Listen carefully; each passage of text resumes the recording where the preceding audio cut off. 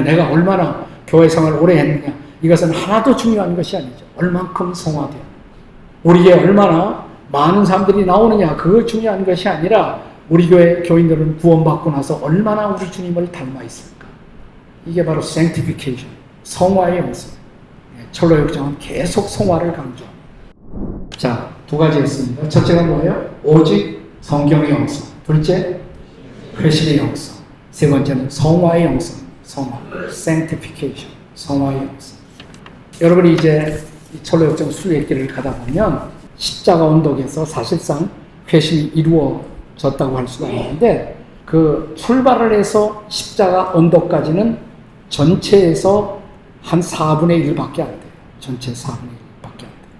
그러니까 십자가 언덕을 지나서 아직도 가야 할 길이 4분의 3이 남아있어요. 회심은 중요하죠. 너무나 중요합니다. 구원은 너무나 중요하죠. 나 그것이 전부가 아니잖아요. 구원 이후에는 아무것도 없는 것처럼 강조하는 사람들을 우리가 구원파라고 말하죠. 우린 그거 아니란 말이죠. 구원 이후에 중요한 과제, 나머지 과제. 구원받고 나서 나머지 주님 앞에 설 때까지 주어진 과제. 성화가 아니겠어요? sanctification process. 내가 거룩하니 너희도 거룩하라. 이게 바로 성화의 영성. 십자가 언덕을 딱 지나가면 바로 세 사람을 만나요. 길에서 졸고 있어요. 그러니까 십자가를 경험한 사람도 얼마든지 영적인 참에 들 수가 있다. 조금 이따 여러분이 가서 확인해 보면 돼요. 조금 가다 보면 담을 넘어오는 두 사람을 만나요. 그러니까 크리스찬이 물어요. 당신들은 왜 담을 넘어오십니까? 나에게 복음을 전한 전도자는 좁은 문을 통과하지 않고 십자가 언덕을 통과하지 않고는 아무도 천성에 도달할 수 없다고 했는데 당신들은 왜 담을 넘어오십니까? 좁은 문 통과, 십자가를 통과하는 것이 왜 중요하냐? 그냥 천성만 가면 되지. 두 사람 있어요.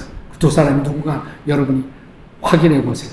네. 그들은 형식적인 신자들, 겉으로만 위선적으로 크리스찬인 척하지만 사실은 회심의 체험을 갖지 못한 사람들이란 말이에요. 곤고의 산에서 잠든 사람, 또 더 내려가다 보니까 언덕이 있어요. 내려가는 데 보니까 예쁜 휴식점이 있어요. 아, 좋구나. 내가 여기서 잠깐 쉬자. 그러다 깜빡 잠에 들어요. 그리고 자기가 지금까지 가지고 왔던 십자가 언덕에서 가지고 왔던 두루마리를 잃어버려요. 말씀을 잃어버려요. 그러니까 이런 여러 가지 사건이 일어나는 거예요. 네. 그리고 조금 더 지나가다가 역주행하는 두 사람을 만나요. 지금 천성으로 가야 할 텐데 거꾸로 가는 거예요. 좁은 문 쪽으로 거꾸로 가는 거예요. 두 사람의 이름이 재밌어요. 겁쟁이, 불신. 겁이 많아요. 두려움이 있어요. 온전히 신뢰하지 못해요. 그래서 거꾸로 역주행하는 사람들.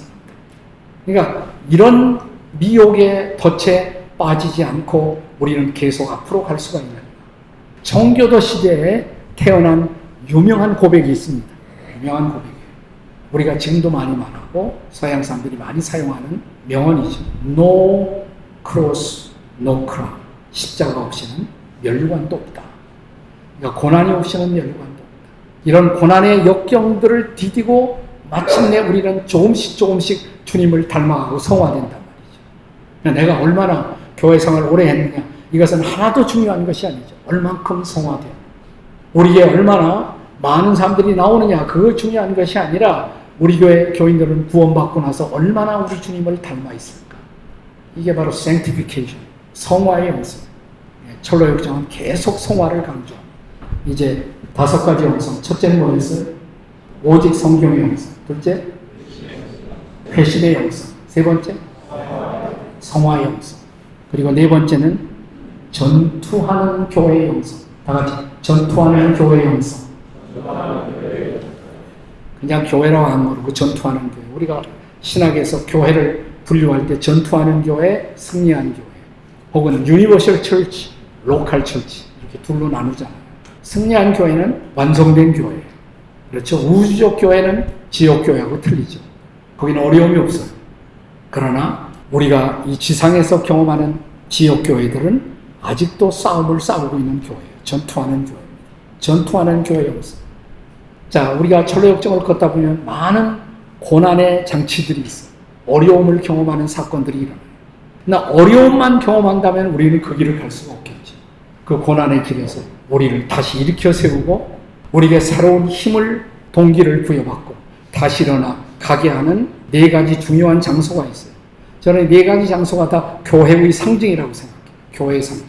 해석자의 집이 나와요. 아름다운 집, beautiful house. 정말 아름다운 집이에요. 여러분이 아름다운 집에 가시면 이제 차도 드릴 거예요. 공짜로. 네, 아름다운 집. 기쁨의 산이 있어요. 기쁨의 산. 비올라의 땅. 아주 기분 좋은 곳. 우리 인생이 고난뿐이라면 어떻게 인생의 길을 갈 수가 있겠습니까? 내 인생의 길에서 종종 우리를 위로하고 우리를 격려하고 우리를 다시 성령으로 인차징하고 새로운 힘을 부여하고 일어서게 만들고 그 역할을 뭐가 하느냐? 교회가 하는 거죠. 교회가. 순례길에 교회가 있다는 것이죠.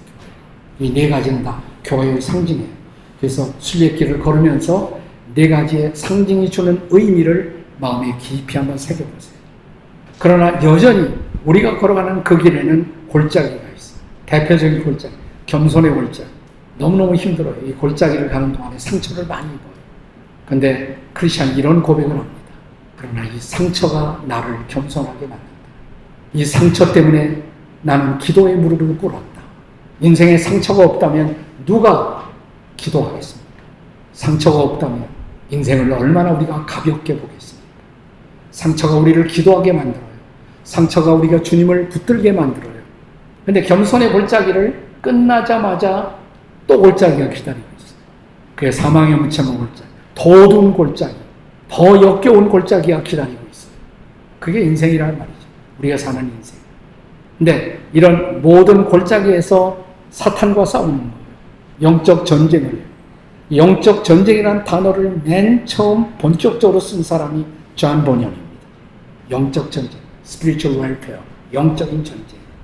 근데 영적 전쟁을 하고 골짜기를 지나면서 그러나 교회의 가르침을 받으면서 우리는 비로소 조금씩 영적인 승리의 거룩한 맛을 보기 시작합니다. 전투하는 교회의 영성 가르쳐